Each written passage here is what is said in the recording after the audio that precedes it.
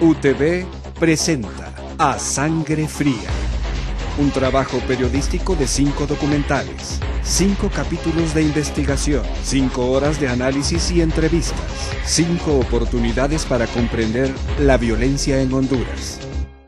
Capítulo 4. Ciudadanía, violencia cotidiana e indiferencia. Los altos índices de criminalidad y delitos han formado en Honduras una sociedad atrapada en el miedo y la impotencia. Cada delito que permanece impune acentúa la inseguridad en una población que ya no enseña a sus hijos a tener cuidado cuando salen a las calles, sino a tener miedo. Para adentrarnos en las repercusiones que el miedo y la inseguridad generan, consultamos a uno de los psiquiatras más reconocidos del país, el doctor Daniel Herrera. Que hemos entrado en un proceso de destrucción del país. Estamos en un proceso de aniquilamiento del país, ¿verdad? Las figuras que manejan los sociólogos, los politólogos, en términos de un proceso de descontrol en el ejercicio de la violencia, nos lleva a hacer pensar, pues, que realmente todos nosotros, los hondureños, estamos expuestos a este proceso de destrucción. En ese aspecto se habla y se utilizan figuras biológicas como el proceso de degradación o el proceso de descomposición.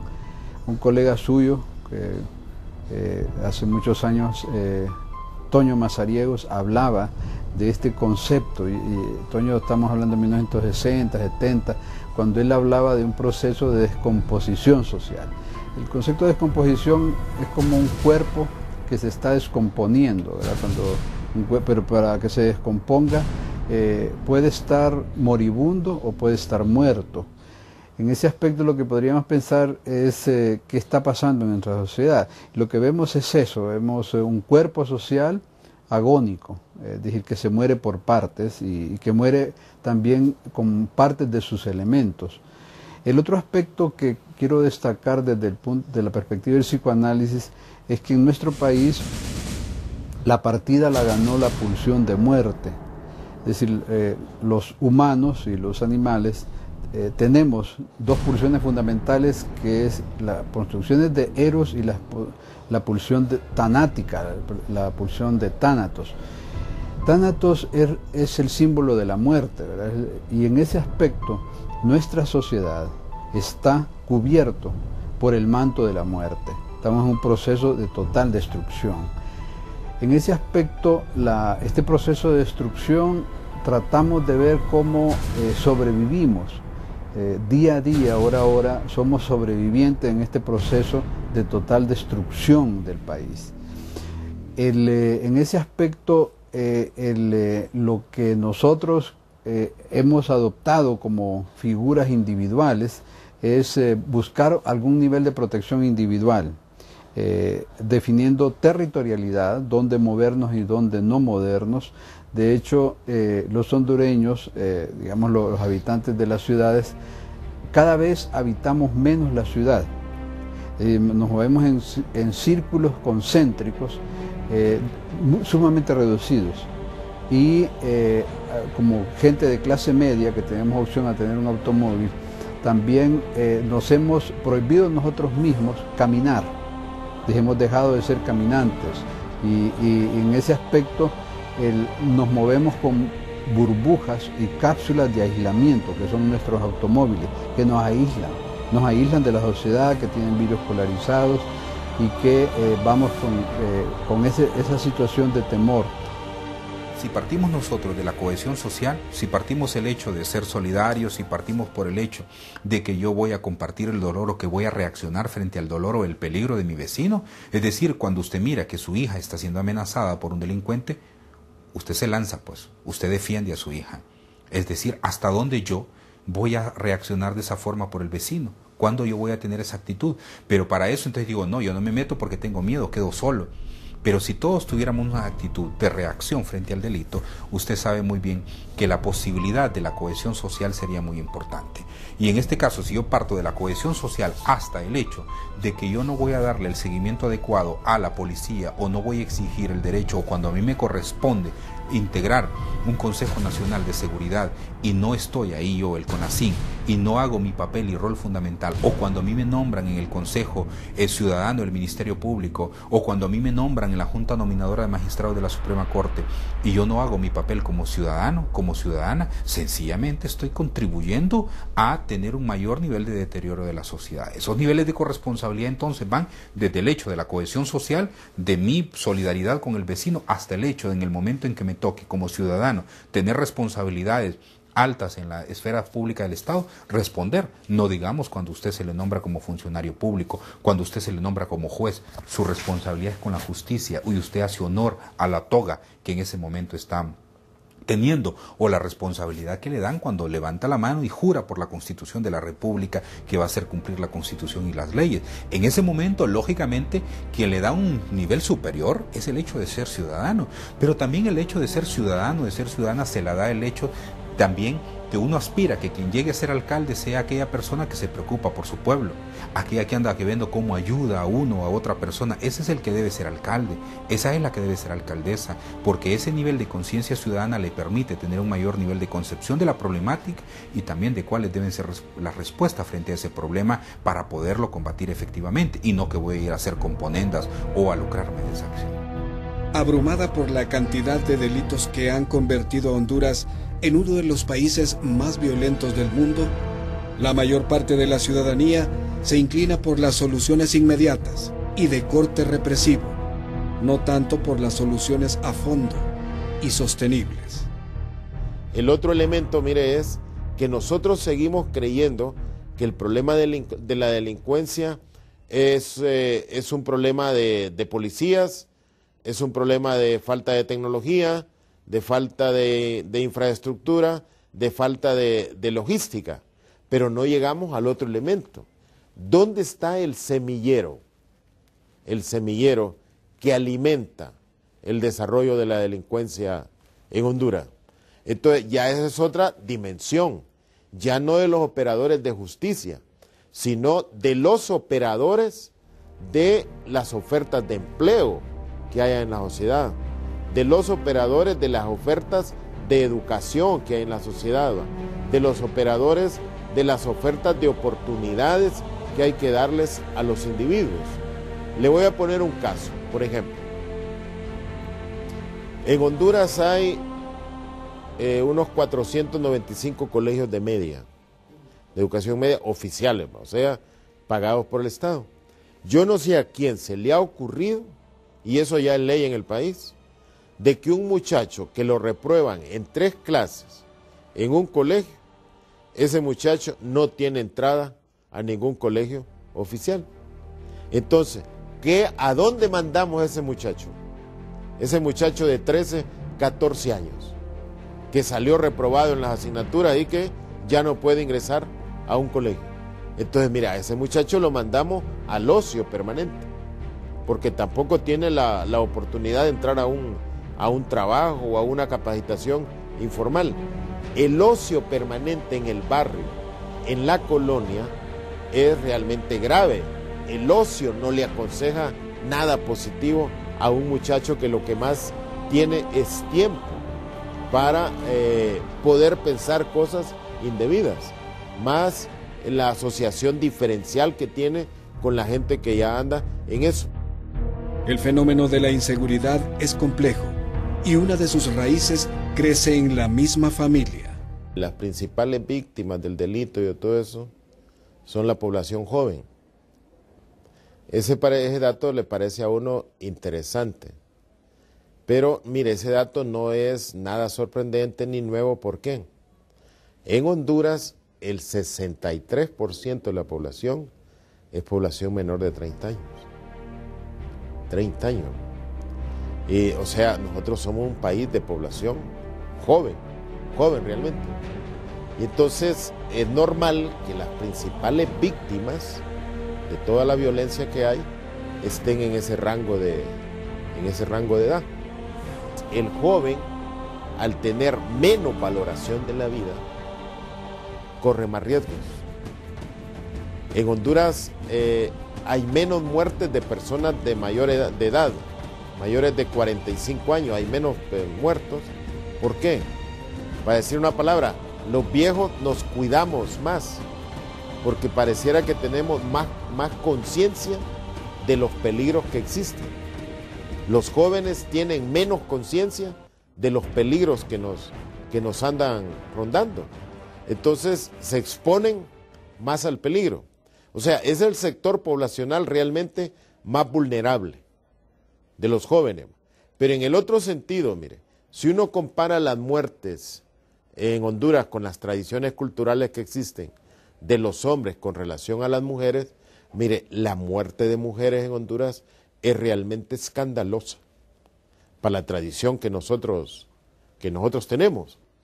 Y los grupos que defienden a las mujeres, ¿va?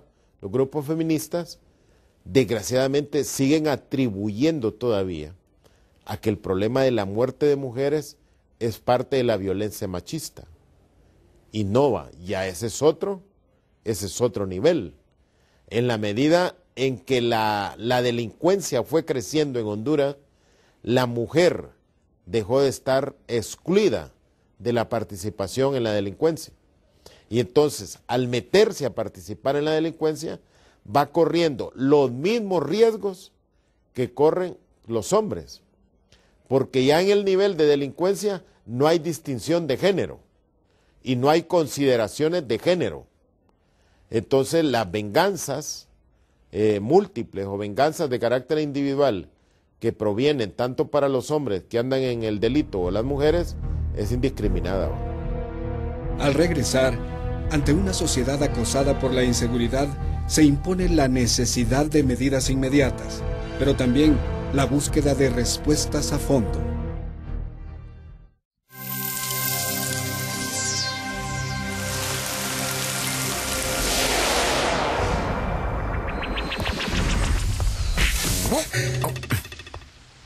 Hola.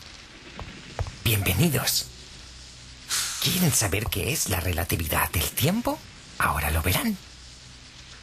Seguramente ustedes creen que una hora es una hora sin importar dónde se mida, ¿verdad?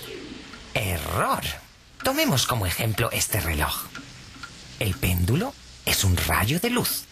Han de saber que la velocidad de la luz es constante. Por lo tanto, en nuestro reloj el tiempo se mide por el trayecto que recorre el rayo entre los dos espejos de izquierda a derecha.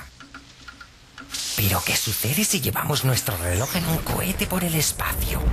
Si bien el rayo se sigue moviendo de izquierda a derecha a la velocidad de la luz, el trayecto que debe recorrer se ha vuelto mucho mayor. Dado que hemos definido que el trayecto tiene la duración de un segundo, el segundo a bordo del cohete es mucho más largo que en la Tierra. Por lo tanto, el tiempo a bordo del cohete transcurre más lentamente. ¿Entendieron? Como ven, lo importante es no dejar de preguntar. Hasta la próxima.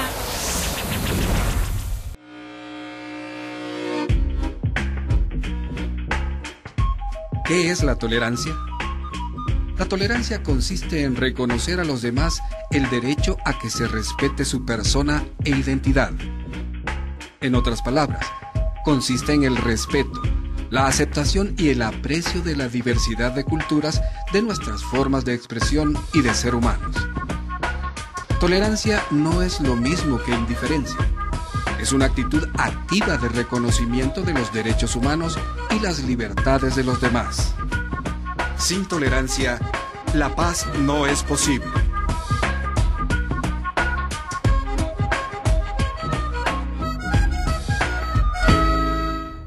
Continuamos. Uno de los desafíos centrales de la sociedad hondureña es asumir un papel protagónico, ya no como rehén del miedo, sino como una ciudadanía que asume sus obligaciones y defiende sus derechos. ¿Qué entender por ciudadanía en el contexto actual de Honduras? muchos han dicho, yo no debo ser solo habitante, debo ser ciudadano, debo ser ciudadana. El habitante es aquel que está en un lugar y ahí está y no tiene mayor participación. El ciudadano, la ciudadana es la que cumple con dos factores fundamentales. Sus deberes, cumple con sus deberes y exige sus derechos. Eso es muy importante. En un país, por lo general, al ciudadano y a la ciudadana se le ha exigido que cumpla con sus deberes, pero el Estado, al momento de exigir sus derechos, el Estado no cumple. Por lo tanto, en esa petición de sus derechos se convierte en una dificultad. El ciudadano, por lo tanto, la ciudadana es aquella persona que exige sus derechos, cumple con sus deberes.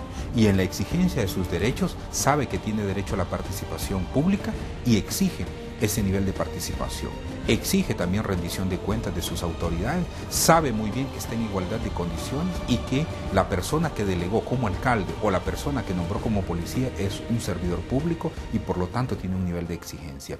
El ciudadano y la ciudadana, por lo tanto, es aquella persona que tiene un nivel de conciencia de su participación en el desarrollo local y en el desarrollo nacional. Eso lo hace ser un ciudadano y una ciudadana, en ese ejercicio de sus derechos y sus deberes. Pero aquí hay un factor muy importante. Los gobiernos dicen que quieren mayor participación de la gente, que quieren mayor disponibilidad, que quieren mayor involucramiento. Y aquí pasa, o quieren mejores niveles de educación. Y aquí pasa lo que el padre Elder Cámara decía en algún momento. Cuando yo le doy pan a un pobre, dicen que soy un santo. Cuando yo pregunto por qué ese pobre no tiene pan, dicen que soy comunista. Esto es lo que pasa en esta sociedad. A mí me dicen que me eduque, que estudie, que debo de ser un mejor ciudadano, pero el día en que levanto la mano, pido la palabra y exijo mi derecho, es decir, quiero tierra, soy hondureño, quiero un pedazo de tierra, soy hondureño, quiero que los que causaron el delito estén en la cárcel, quiero que los políticos corruptos salgan de esa instancia, quiero que los militares que violaron derechos humanos paguen por sus culpas. En ese momento, ¿qué soy? Soy ciudadano, claro que soy ciudadano. Y fui por el proceso evolutivo, conociendo el derecho, exigiéndolo, pero cuando yo llego a exigir el derecho en un país como este, arriesgo mi vida. Es decir, no existe la posibilidad ni la garantía de que yo, siendo ciudadano, tenga el derecho a la protección de mi vida. Cuando una persona llega al cumplimiento de su rol como ciudadano, de ciudadana, tiene la posibilidad de morir en este país, porque una persona que exige el derecho es considerada comunista en este país.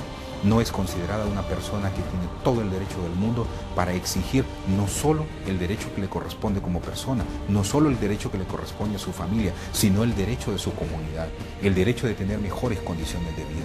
Y así hemos visto en estos últimos meses, años, cómo personas han muerto por exigir su derecho. Y no existe posibilidad de sanción alguna con aquellos que lo asesinaron, porque estamos en un Estado que pregona el hecho de la verdad, que pregona el hecho de la justicia, pero prácticamente solo es un planteamiento teórico. La ciudadanía es los derechos y deberes que tiene una persona que vive en determinados territorios, ¿verdad? ¿Cómo debe de participar este ciudadano en las grandes decisiones del país? ¿Cómo debe participar este ciudadano, ¿verdad?, en cambiar el sistema de cosas si son negativas en un momento dado de su historia? Entonces, la ciudadanía es eso, la participación, ¿verdad? El trabajo de cada persona para que se mejoren sus condiciones de vida, no solamente para él, sino para la generalidad que vive en determinada sociedad. Recuerde, ciudadanía viene de ciudad, ¿va?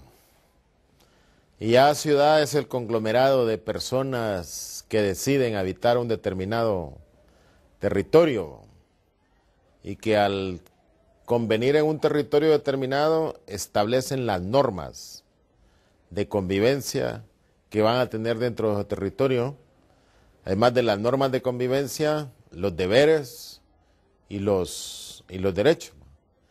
Entonces, un ciudadano es un individuo perteneciente, ¿va?, a un grupo, a un conglomerado que está situado en un determinado territorio. Entonces es ciudadano de un determinado país, ¿va?, o sea, pertenece a un perímetro que se define como un país o como una nación, ¿va? Entonces, la ciudadanía ya es el ejercicio que tiene ese ciudadano de los deberes y las deberes, responsabilidades y derechos que tiene dentro de ese conglomerado de personas y dentro de ese perímetro territorial. Entonces, cuando nosotros decimos hay que desarrollar ciudadanía, quiere decir, mire, desarrollar sentido de pertenencia, sentido de identidad, de que uno se siente que es parte de una nación determinada. O sea, nosotros nos sentimos ciudadanos hondureños, con sentido de pertenencia a Honduras, con compromiso a Honduras, ¿va? En general, ¿va? Pero luego dice, la ciudadanía se manifiesta. Entonces la ciudadanía como tal no es un estado pasivo, receptivo, sino que un ciudadano es un individuo activo con relación a sí mismo, y activo con relación a los demás, y activo con relación al país. O sea, en el fondo, un ciudadano es un individuo con deberes cumplidos, y también es un individuo con derechos. O un poco lo que decía un pensador allá, un ciudadano es aquel que tiene deberes perfectos, pero que también tiene derechos perfectos. Nosotros en nuestro país tenemos la tendencia a veces de exigir derechos perfectos y deberes imperfectos. Entonces, la sociedad en sí, dice, la sociedad que va progresando, lo va haciendo el progreso sobre el desarrollo de la ciudadanía. Porque cuando hablamos ya de la ciudadanía, la palabra individuo como tal aparece subsumida, porque el individuo puede ser eso, una exaltación de la persona. El ciudadano no, el ciudadano tiene también el sentido de pertenencia a un determinado conglomerado. La condición de ciudadanía no se limita a la mayoría de edad y contar con una tarjeta de identidad, sino que se basa en el compromiso de la persona con su comunidad y con el futuro de su país. Una sociedad consciente e informada de su realidad potencia a las personas para encontrar las respuestas y desarrollar acciones cooperativas. Por el contrario, en una sociedad atemorizada se inhiben las capacidades, aumenta la desconfianza mutua y con ella la falta de cooperación. ¿Quiénes son los responsables de formar buenos ciudadanos? El primer responsable de formar ciudadanos es la familia. Es ahí donde uno aprende, ¿no? Es ahí donde le internalizan los valores, ¿no? Es ahí donde uno comienza a conocer que la existencia individual de uno como individuo tiene que ver con la existencia de los otros. Le voy a poner un caso, como cuando al niño le dan el pepe a las 10 de la noche y no le vuelven a dar pepe hasta las 5 de la mañana. ¿Cuántos días lloró ese niño durante todo ese proceso pidiendo pepe? Pero nadie acudió a darle pepe. ¿Por qué? Le está internalizando usted un valor, que en la familia hay gente que viene de trabajar y va a descansar, y que no puede estarse levantando a medianoche a prepararle el pepe. O sea, le está internalizando el valor del tiempo, pero también le está internalizando el valor del respeto al sueño de los demás. Y en eso le está internalizando el sentido de convivencia en la diversidad.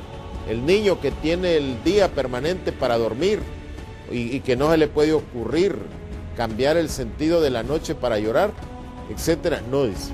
Entonces allí hay ciudadanía, hay desarrollo de ciudadanía. El padre que le enseña los deberes al niño, deberes de aseo, deberes de aquí, etcétera, ahí está criando. Entonces ese proceso se llama proceso de socialización. ¿Cómo internalizo valores? Por ejemplo, mire, hoy en día un padre de familia dice, le voy a regalar un Nintendo a mi hijo, le voy a regalar un PlayStation y todo eso, y le lleva todos los juegos habidos y por haber, para que el niño se pueda entretener. Y todos esos juegos están orientados a la violencia. El niño comienza a eliminar todos los enemigos. Cuando los eliminó, 100 puntos. O sea, ¿qué le estamos metiendo en la cabeza al niño? Le estamos enseñando la violencia como juego. Pero él en el fondo se está familiarizando. O sea que no es novedad matar. Jugando tampoco puede ser novedad después. ¿Va? En el proceso de formación de ciudadanía hay otras instituciones que tienen responsabilidades claves. La otra que cumple ese papel es la iglesia. La iglesia le desarrolla la espiritualidad, le desarrolla la solidaridad, le desarrolla el temor a un ser superior, que el desarrollar el temor a un ser superior es en el fondo desarrollar el control, de que hay una fuerza sobre él inimaginaria que lo controla. ¿Va? Entonces la iglesia cumple el papel, el otro que cumple el papel fundamental en desarrollar ciudadanía, pero ya la ciudadanía no al libre albedrío, sino la ciudadanía del país que necesita formar al individuo en la escuela. Entonces la escuela, miren, la escuela fue creada fundamentalmente para formar ciudadanos. Después, cuando la sociedad se complicó por el desarrollo del conocimiento y la tecnología, ya la escuela sirve también para formar profesionales, para formarlo al trabajo. Pero la vieja escuela lo que formaba era ciudadano. Recuerda lo que decía Morazán, la sencilla educación popular es el alma de los pueblos libres. Entonces ya la escuela es, ¿qué diríamos? Es la ciudadanía oficial del Estado. Por eso es que el Estado no debe descuidar la escuela y de creer que la escuela es la opción individual de un padre de familia de que yo mando a mi hijo a la escuela o no lo mando. No va. El padre de familia no puede tener esa opción de decir no lo mando. Tiene que mandarlo obligatoriamente, porque la escuela es el filtro, mire, de la socialización oficial de la sociedad. O sea, el Estado solo se puede asegurar de que a usted lo formaron como ciudadano en la escuela, porque la familia no la controla el Estado. Nadie sabe qué valores le internalizaron en la familia, pero en la escuela sí. Por eso usted ve, todos los estados desarrollados se aseguran fundamentalmente de que la escuela funcione. Al regresar, ¿cuáles son las consecuencias de no formar buenos ciudadanos y además, qué piden a la sociedad quienes han infringido la ley y por lo cual han sido sentenciados?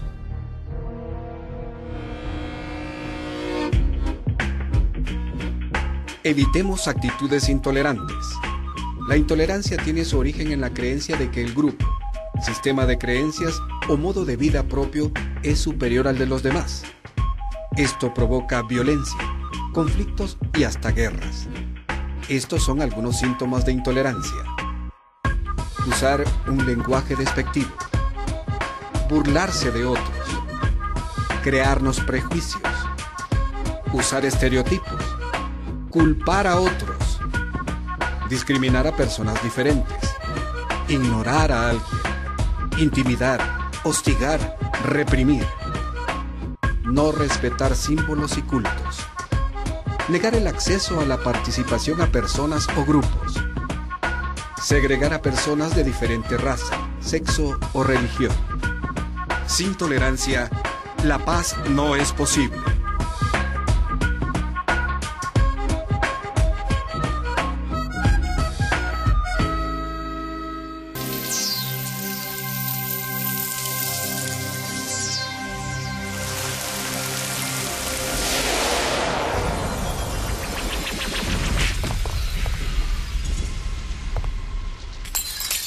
Bienvenidos. ¿Hoy quieren saber cómo bailan las moléculas? Ahora lo verán. Ustedes conocen este fenómeno. Han estado limpiando todo el día y sin embargo el aire se ve lleno de polvo cuando entra la luz del sol. ¿Cuál es la causa de que ustedes crean que toda la limpieza haya sido en vano? Es un principio muy sencillo. Las moléculas del aire están en constante movimiento y si chocan con una partícula de polvo, el polvo comienza igualmente a moverse. Las partículas bailan. El mismo principio puede aplicarse a una cápsula filtrante de té en el agua. Si no movemos el agua y esperamos lo suficiente, el té se expandirá por sí solo en la taza. Existen fórmulas para calcular las fuerzas que actúan entre las moléculas. Además, es la prueba de que los átomos realmente existen. Como ven, lo importante es no dejar de preguntar. Hasta la próxima. Continuamos. Después de estar varios años en la cárcel, algunos reos ofrecen pistas para entender el por qué llegaron a esa condición. La ignorancia lo lleva a uno al fracaso. El no tener conocimiento. Dependo de una familia pobre en lo material, donde de repente crecí en una aldea, un caserío, donde de repente mis padres, en aquellos tiempos pasados, en la década de los 50 y 60, casi no habían escuelas en las áreas rurales, había bastante pobreza, bastante ignorancia, y me crecí así, crecí trabajando en el área rural, en el monte, y mis padres no me pusieron a la escuela, no estudié, no hubo quien me diera un consejo, nunca recibí el apoyo de alguien. Directamente, pues a los 13 años yo salí del poder de mis padres y me fui al mundo y a vivir una vida descontrolada, sin papá, sin mamá. De repente buscando una solución a la vida para poderme calzar, para poderme vestir, para poder sobrevivir y crecer. Y me crecí en un ambiente bastante bajo lo que es la ignorancia.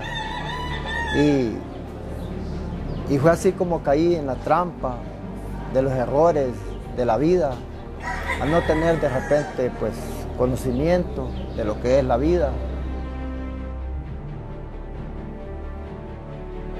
Por lo primero que caí pues aquí en este lugar, creo que es por desobediente, ¿verdad? Desobediente porque siempre hay alguien que te aconseja, siempre hay alguien que quiere darte un buen consejo. En mi caso pues mis padres, que quisieron darme el buen consejo y me instruyeron. Y pues no quisimos hacer caso o obedecer al consejo de nuestros padres, y creo que pues ese es uno de las primeras razones. Luego por la drogadicción, logré tener una adicción a la droga y eso produjo de que me involucrara con personas que cometían delitos, que incurrían en secuestros, que es el delito por el cual yo estoy aquí. Y aunque no me llevaba con ellos haciendo los crímenes y todo, sí compartía con ellos ciertas cosas. Y pues eso fue la causa por la cual hoy me encuentro aquí, porque cuando la policía andaba buscando a mis amigos, pues verdad, terminó encontrándome a mí, y tal vez no era un hechor de los primarios, pero sí tenía que ver con ellos en cuanto a que compartía el dinero que ellos conseguían consumiendo droga, y pues yo creo que eso fue una de las causas por las cuales estoy aquí. Al no cumplir la familia y la escuela su papel en la formación de ciudadanos, las consecuencias son inevitables. Bueno, yo creo que las consecuencias lo estamos viendo, ¿verdad? Cuando la persona que vive en este territorio que se llama Honduras se vuelve indiferente a lo que está pasando, no le importa el malestar del vecino, ni del amigo, ni de nadie. Entonces lo que vamos a ver son estas olas de delincuencia que hoy estamos viviendo, los asesinatos, los robos, niños muriendo de hambre en algunas zonas del país, y todo esto que hoy hacen, y también toda esta licencia para delinquir del sector político del país también se va a hacer más fuerte, porque el ciudadano no está exigiendo transparencia, el ciudadano está en otras cosas, el ciudadano está simplemente indiferente a lo que está pasando a su alrededor. Entonces vamos a tener un país que hoy por hoy es el segundo país más pobre de Latinoamérica, solo superado por Haití, que ya es mucho, ¿verdad? Un país considerado el cuarto país más corrupto de Latinoamérica y de los más corruptos del mundo, con ciudades como San Pedro Sula, considerada la tercera ciudad más violenta del mundo, y Tegucigalpa, que ha llegado al sexto lugar más violento del mundo. Entonces, estas son las consecuencias cuando el ciudadano se vuelve indiferente a la problemática que está pasando en el país. La consecuencia es lo que estamos viviendo, lo que tenemos aquí. Esas son las consecuencias. Es decir, no tenemos un país sin rumbo. Es decir, desmoralizado, que la mayor parte de su juventud, sobre todo, quiere irse de aquí porque aquí no hay que hacer, o porque no cree, se da cuenta él cree que aquí no tiene futuro. Esas son las consecuencias. Dicen que hay que llegar al fondo para después resucitar, ¿no? No, yo creo que nosotros tenemos potencialidades que no las hemos empleado y que, pues, en algún momento tendrá que haber una reflexión colectiva, general, nacional, sobre lo que nosotros debemos reencauzar para rescatar, digamos, nuestra nacionalidad, nuestra identidad, nuestra razón de ser como parte de una sociedad. El Estado hondureño tiene una cuota alta de responsabilidad en lo que ocurre al no ofrecer condiciones de seguridad y bienestar para prevenir la delincuencia, y tampoco logra rehabilitar a quienes cruzaron la línea de la ilegalidad. Hay muchos jóvenes de que quieren ser alguien en la vida, pero no tienen, verdad, el apoyo de otras personas, porque la sociedad, si es joven de que ha caído preso, la sociedad los da la espalda, ¿verdad? En cuanto a trabajo, le piden antecedentes, y ya ven que estuvo preso, ni que lo piense, ¿verdad?, que va a poder desempeñar un trabajo, ¿verdad? Entonces, ¿qué es lo que se funda en la mentalidad de él? Que tiene que seguir robando, ¿verdad? O que tiene que seguir secuestrando, o que tiene que seguir delinquiendo, cometiendo actos que no son. ¿Por qué? ¿Por qué razón? Porque la misma sociedad los da la espalda o le da la espalda, ¿verdad? Aunque él quiera trabajar honradamente, ¿verdad? Llega a una empresa, lo primero que le piden es una hoja de antecedentes, ¿verdad? Si tiene antecedentes penales, le dice: lo siento mucho, tenés antecedentes y no puedes desarrollar. Además, la población también nos cierra las puertas, porque alguien que está aquí por cierto tiempo rehabilitándose en lo espiritual, aprendiendo a trabajar en jarcia, aprendiendo a trabajar en lo que limitadamente estamos aquí, cuando sale de aquí se le priva de poder trabajar juntamente con la sociedad, volver a integrarse a la sociedad. Ellos mismos nos cierran las puertas, porque usted va a buscar trabajo y lo que encuentra es que le piden una hoja de antecedentes, entonces ya lo están nuevamente restringiendo de la sociedad y ya no se puede.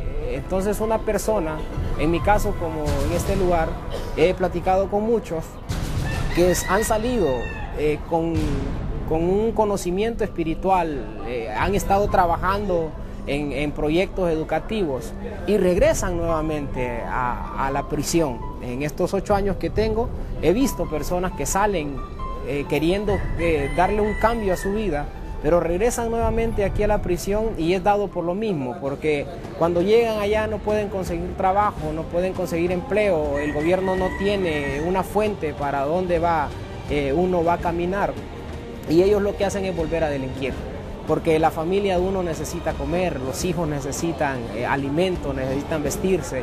Y yo creo que la presión, aunque una persona vaya restaurada espiritualmente de aquí, aunque una persona vaya con la mentalidad de no volverlo a hacer, yo creo que la presión allá, cuando está ya nuevamente en la sociedad, yo creo que lo hace volver a cometer un delito. Aquí lo primero que le pide es antecedentes penales. Ajá, y si ha estado preso, no le dan trabajo, no le dan nada ni de barrer, pues, y ¿qué va pensando la gente? Perdí mi esposa, perdí mi mamá, perdí mis hijos, entonces, ¿qué es lo que me espera? Buscar de hacer más, pues, de cómo sacar pistos y no le da trabajo, y un hijo llorando, un hijo enfermo, lo que va a hacer es agarrar una pistola e ir a buscar billetes a la fuerza. Como así quiere nuestro país, el gobierno, que no los quiere dar trabajo a los que van saliendo de aquí. Bueno, el mismo camino sigue y vuelve al mismo camino, pero eso está entre la ciudad, entre el gobierno y entre los empresarios. Si aquí todos cometimos errores y tenemos una vez un perdón, ¿me entienden? Una vez solo Dios perdona, pero también la gente debemos de aprender a dispensar, ¿me entiende? Va? Y va que si salimos de aquí hay que ayudarnos, pues que nos apoye, que ya no nos tome como éramos antes, que tratar de darnos cariño, aprecio, trabajo. Al regresar, ¿cuál es la responsabilidad de los medios de comunicación social en el contexto de violencia en Honduras?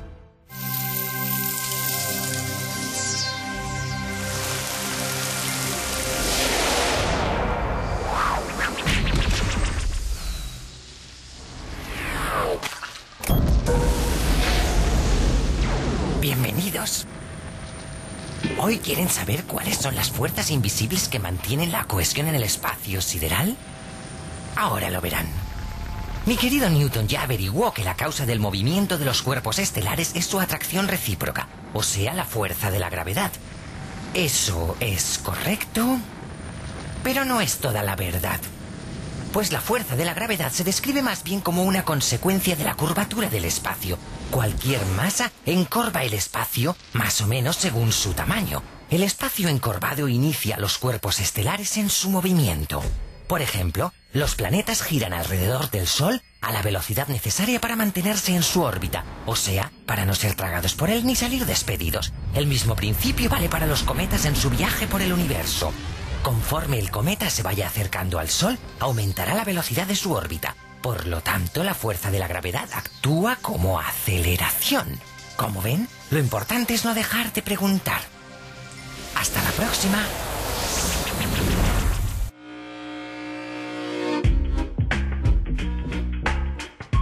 ¿Qué es la tolerancia?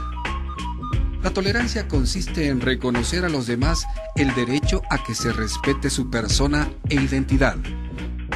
En otras palabras, consiste en el respeto, la aceptación y el aprecio de la diversidad de culturas, de nuestras formas de expresión y de ser humanos. Tolerancia no es lo mismo que indiferencia. Es una actitud activa de reconocimiento de los derechos humanos y las libertades de los demás. Sin tolerancia, la paz no es posible.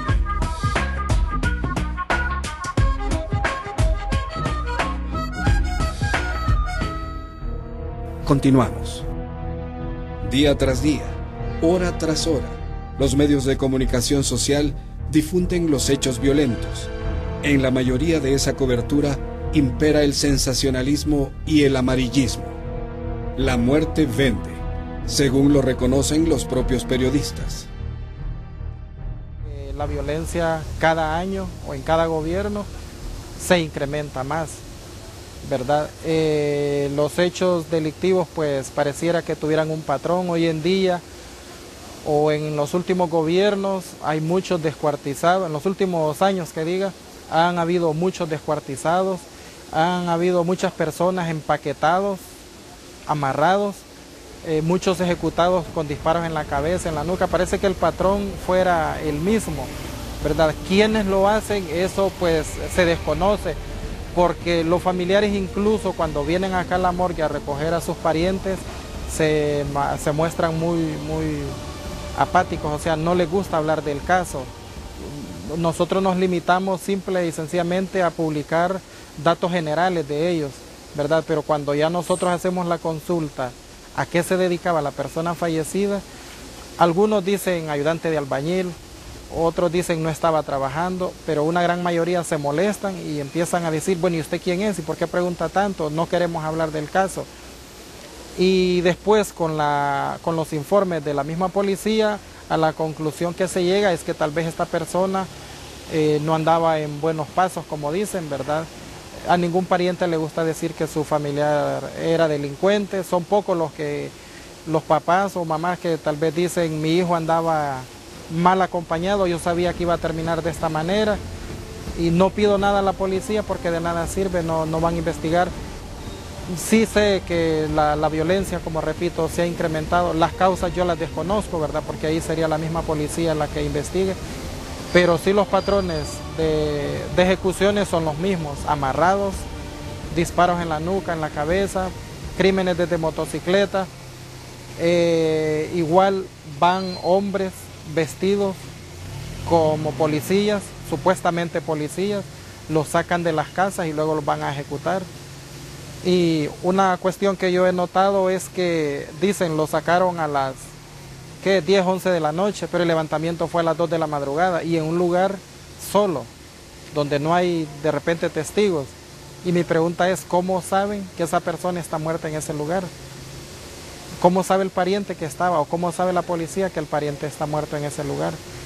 ¿Verdad? Porque sí hemos visto pues de que hay personas que la sacan en horas de la noche o de la madrugada y 2, 3 horas después los encuentran en lugares inhabitables, pues no hay testigos, no hay personas, no hay casas cerca. Sin embargo, la policía llega, ¿verdad? No con esto yo quiero decir que la policía puede estar atrás de estos crímenes, pero de repente pienso yo que los mismos familiares sospechan, ¿verdad?, de quiénes pueden ser los posibles criminales o a dónde les dicen, ¿verdad? Porque igual los mismos parientes han comentado que reciben llamadas telefónicas y dicen, mira, busca a tu pariente en tal lugar porque ahí está muerto. Y en efecto van y ahí está la persona fallecida. Puede ser otra, que la misma persona que los rapta o se los lleva, los ejecuta, igual se encargan de llamar a los familiares para hacer del conocimiento de ellos. Mire, estamos aprendiendo a convivir, lastimosamente estamos aprendiendo a convivir con esta ola de criminalidad. Solo medidas fuertes que puedan implementar los gobiernos y un apoyo decidido de los Estados Unidos, que son los principales responsables de que esto esté sucediendo en nuestros países, porque ellos son los consumidores más importantes de la droga, ¿no? Y hacia allá es el trasiego de drogas por todos estos países nuestros. Solo con una actitud verdaderamente fuerte de Estados Unidos y de todos estos países y su gobierno, se podrá solucionar el problema, y yo no digo de raíz, pero por lo menos paulatinamente, para llegar a finiquitarlo, ¿no? Hemos traspasado los límites de una manera increíble y estamos llegando, creo, a 86 crímenes por cada 100.000, cuando los índices de tolerancia están a 8.8, ¿no? Estamos muy por encima de los niveles de violencia que hay en otras partes del mundo, incluso en países que están en guerra permanente.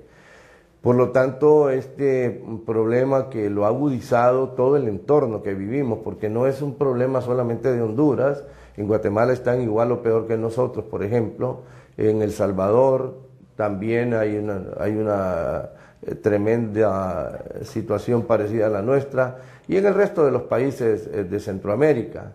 Pero todo esto contribuido con las bandas de narcotraficantes, lavados de activos que vienen de otros países como México, Estados Unidos incluso, y Colombia, ¿no? Y otros países de América del Sur. Esto nos ha acrecentado la ola delictiva y de violencia que se da en el país.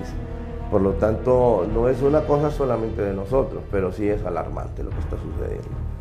¿Es la cultura audiovisual y mediática la que incentiva la violencia o es reflejo de un fenómeno más complejo? Bueno, eso depende de cada medio, ¿no? Eso no se puede generalizar, ¿no? Hay algunos que sí, en realidad, logran crear una conciencia crítica, por lo menos en momentos especiales, ¿no? momentos críticos, por así decirlo. Entonces sí hay medios que actúan así. Lo del embrutecimiento, pues el embrutecimiento,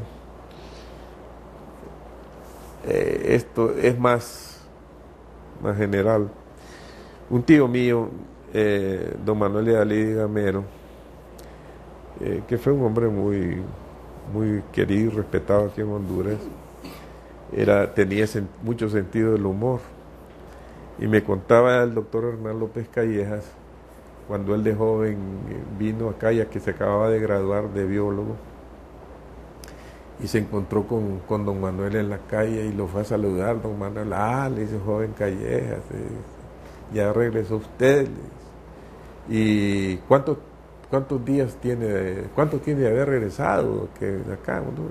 Mire, don Manuel le dice, hace 5 días que llegué acá. Bien, entonces solo le faltan otros 5 días para embrutecerse. Por ejemplo, el tema del reggaetón, de las canciones violentas, pero todas estas canciones, desde las rancheras, que en los tiempos de mi abuelo han sido violentas y justifican el asesinato y la violencia y no sé qué.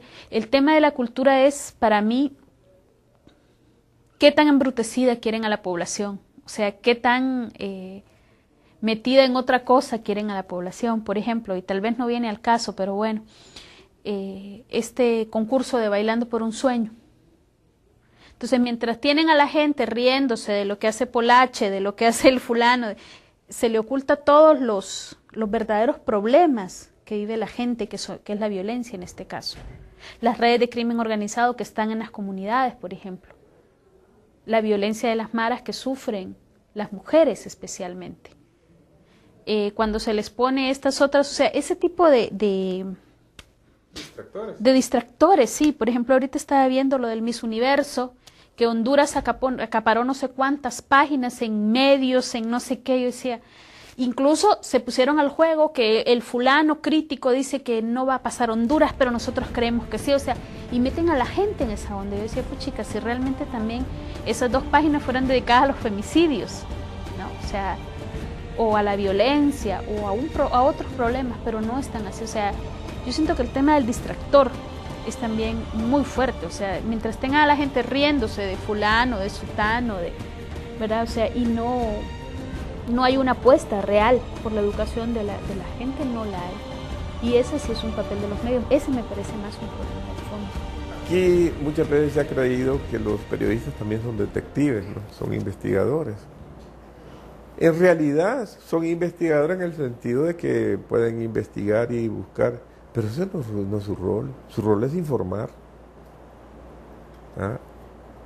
Entonces, incluso cuando el periodista se mete a esos cuentos de grandes investigadores, aquí en Honduras hay varios ejemplos ahí de que investigan y que están haciendo el papel de policías. Pero el papel de policía es un papel de policía que lo está utilizando la policía.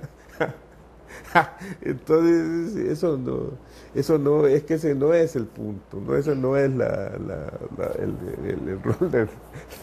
rol del periodista, es decir, bueno, aquí está el hecho, aquí está el caso, ocurre esto, y entonces investigar, buscar todas las líneas donde le puedan dar esa información sobre aquello y publicarlo y punto. Algunos medios parecen advertir que la cobertura debe cambiar, aunque no se trata simplemente de lavarse las manos. Bueno, esta es una iniciativa no de ahora, es una iniciativa de hace muchos años. Radio América ha manejado por muchísimo tiempo la idea de que entre más se mencionan crímenes terribles que se dan en el país, más se fomenta el deseo de las mentes criminales a hacer lo mismo. El doctor don Miguel Andoni Fernández, desde hace muchísimos años, como presidente de Audiovideo en aquel tiempo, América Multimedios ahora, hizo esas recomendaciones hacia los diferentes periodistas que trataran de minimizar lo más que se pudiera sin quitarnos del derecho a informar sobre hechos que fueran violentos y que deformaran la mente de los oyentes. Entonces empezamos a manejar las noticias de tal manera que sin dejar de informar no le diéramos tanta espectacularidad como se le da muchas veces en los medios de comunicación, lo cual no ayuda a disminuir los índices de violencia que se dan en el país. Se ha satanizado mucho los medios de comunicación. El medio de comunicación es un medio de describir la realidad, de presentar, de exponer la realidad a la ciudadanía. Un medio de comunicación que se precie de ser tal no puede ocultar una masacre, no puede ocultar la realidad trágica de Honduras, no puede ocultar el enorme peligro en que se encuentra hoy la sociedad amenazada por todos estos fenómenos disfuncionales de orden social y económico. Así es que prohibirle a la prensa que dé a conocer a la ciudadanía lo que está sucediendo, por muy grotesco que sea, es un error. Yo creo que aquí lo que ha faltado es que los medios de comunicación orienten la opinión pública en el sentido de hacer los señalamientos ahí donde se deben hacer.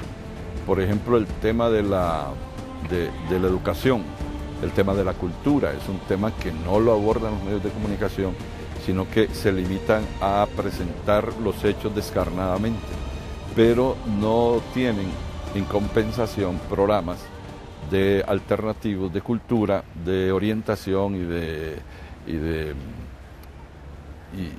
de fortalecimiento de valores que son tan necesarios en una sociedad como la actual, que está realmente en un momento de transición y yo creo que está así como en un proceso de revisarse internamente, de autocrítica, de autorreflexión, y necesitamos en este momento que los medios de comunicación sean más consecuentes con esa necesidad, más que con la realidad. La realidad la pueden exponer, pero la necesidad es de que participen activamente, derivando en todos esos valores que son tan necesarios fortalecer hoy. O vamos a hacer como en un país que no lo quiero mencionar, el centroamericano, que no lo quiero mencionar, entonces ahí lo tapan todo, y entonces todo, qué lindo, qué democracia, que ahí por debajo está la gusanera. El papel de los medios de comunicación es bien sencillo, es informar, e informar honestamente, con la verdad, es dar a conocer la verdad. Ya cuando los medios de comunicación se meten al tema de ideologizar la información, como lo hemos estado haciendo, definitivamente de ahí ya estamos completamente distorsionando la comunicación social y creando una ilusión completamente diferente a lo que es la realidad. Lo que sí está claro es que la ciudadanía tiene que intervenir para revertir tanta violencia que la desangra. Demasiadas víctimas, demasiado dolor, demasiada impunidad. La respuesta no va por la vía de que cada ciudadano se arme para defenderse. De hecho, las estadísticas confirman que la delincuencia siempre lleva la ventaja en los enfrentamientos. La mejor trinchera disponible es fortalecer el Estado de Derecho y sus instituciones, y para ello, la lucha con la corrupción es fundamental. Es la solidaridad entre hondureños y hondureñas lo que puede enfrentar al crimen organizado y vencerlo. La reciente propuesta de la Universidad Nacional Autónoma de Honduras marca una ruta a seguir. El basta ya es fundamental, porque la violencia rompe el tejido social y será imposible soñar en el crecimiento económico y el desarrollo bajo las actuales condiciones. La violencia inhibe el desarrollo humano, se transforma en un obstáculo para el crecimiento y limita las oportunidades de construir sociedades, en donde la libertad posibilite una plena y efectiva legitimidad democrática.